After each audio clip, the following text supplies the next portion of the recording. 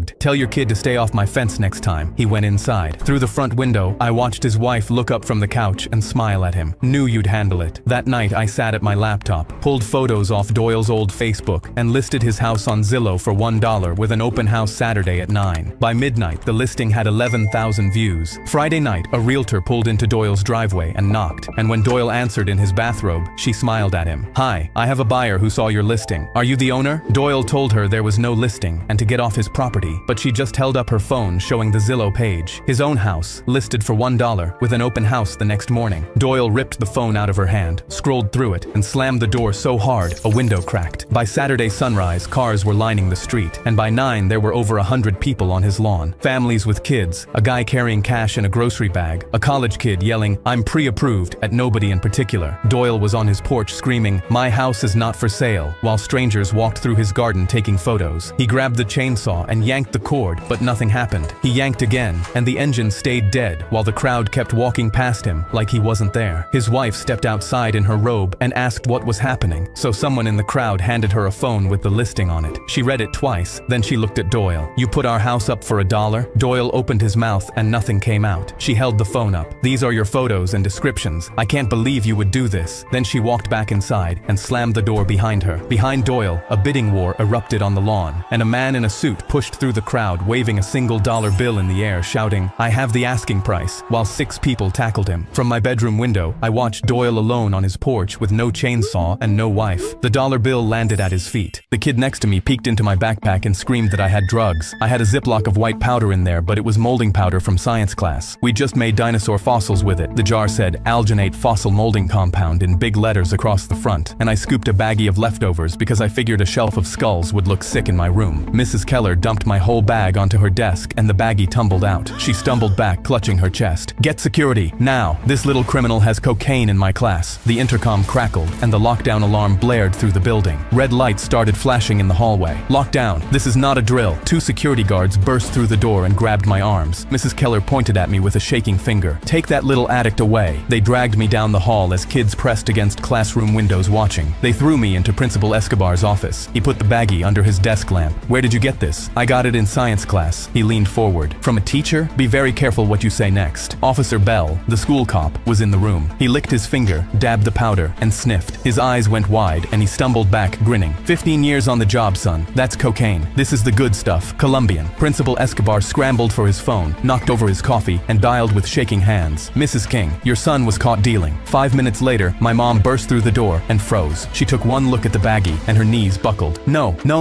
My son can't be following in his father's footsteps. No! I grabbed her hand. "Mom, believe me, I'm not like Dad. Just read what it says." But her eyes wouldn't focus on the letters. She slid down the wall and sat on the floor, sobbing. Mr. Hendricks burst through the door in his lab apron with white handprints, out of breath. "One of my students just told me what happened." He set the class jar on the desk next to my baggie. He pulled my hardened dinosaur skull from his apron pocket and put it down too. "He made this in my class 47 minutes ago." He turned to the principal. "And you signed the purchase order for the alginate powder last August." Principal Escobar threw both hands up. "That's false. And you expect me to read every order that crosses my desk?" Mr. Hendricks looked at Mrs. Keller. "You teach math. The label is 4 words, in English." My mom pushed off the floor, ran across the room, and pulled me into the tightest hug of my life. "I'm so happy you're not following in your father's footsteps." Mr. Hendricks grabbed my baggie off the desk and put it in my hand. "Let's get back to class." Principal Escobar stammered out an apology as we walked past him. I didn't look at him. Next week was the volcano lab. I labeled my baking soda baggie, "Baking soda, not cocaine," in case there was any confusion. The day before my birthday,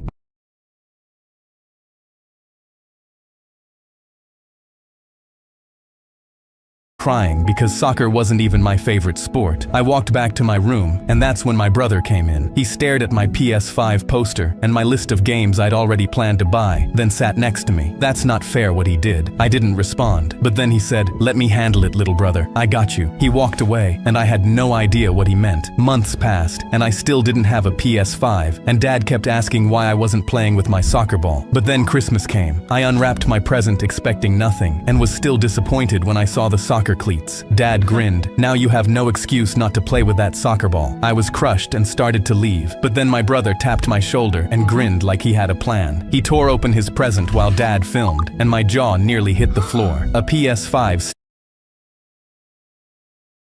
Stared him in the face. His eyes glowed, and he turned to Dad. "This is exactly what I asked for." Dad wiped a tear and replied, "Anything for my boy." He stopped recording, and I felt my chest aching because how could they do this to me? "But why didn't you get me one?" I asked, almost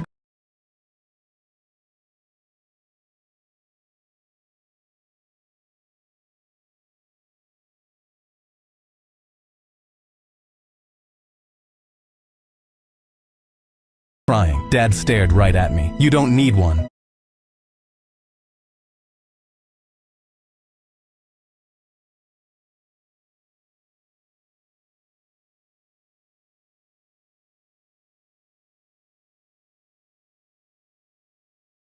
From my list he'd seen months ago. We walked to my room, my hands shaking on the PS5 box. I went to the bank with my big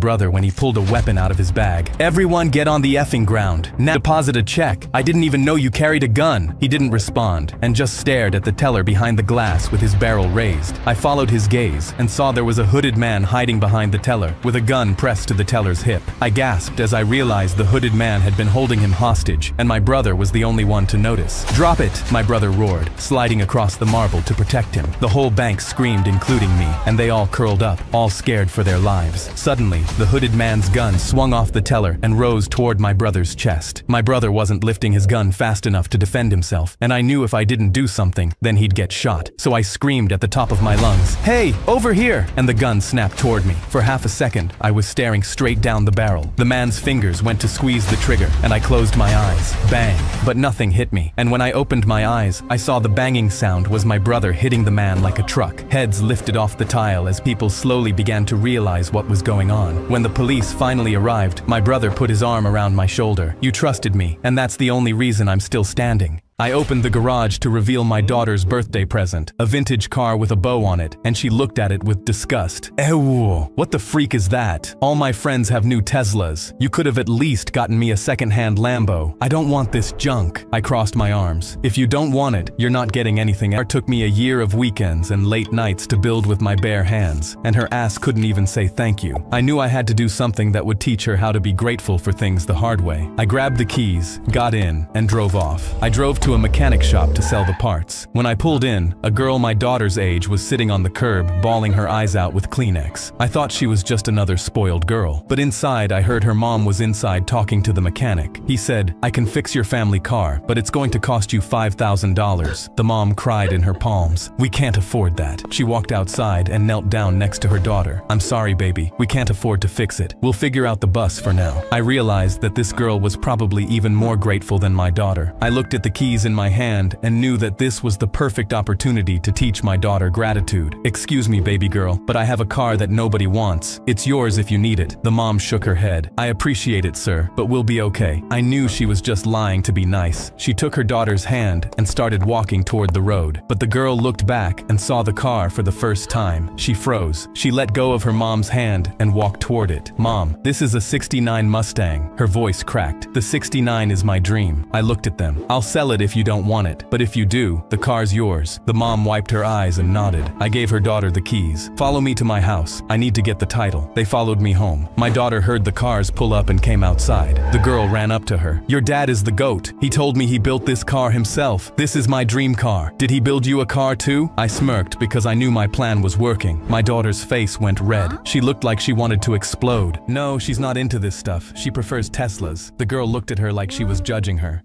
Okay, lol." I walked into my kitchen and saw the kid who used to shove me into lockers sitting at our dinner table with his arm around my twin sister, Christy. "Hey," Christy said, jumping up and grabbing my elbow before I could turn around. She pulled me into the hallway and lowered her voice. "I know what you're thinking. He's different now. Please, just give him a chance tonight. For me." This was Brett, the kid who chipped my front tooth against a water fountain in 10th grade. So I sat down across from him. "About your summer job, babe." Brett talked about painting houses for his uncle, said the heat was brutal, but the money was good. The kind of small talk that almost made me forget who he was. He set down his fork and met my eye.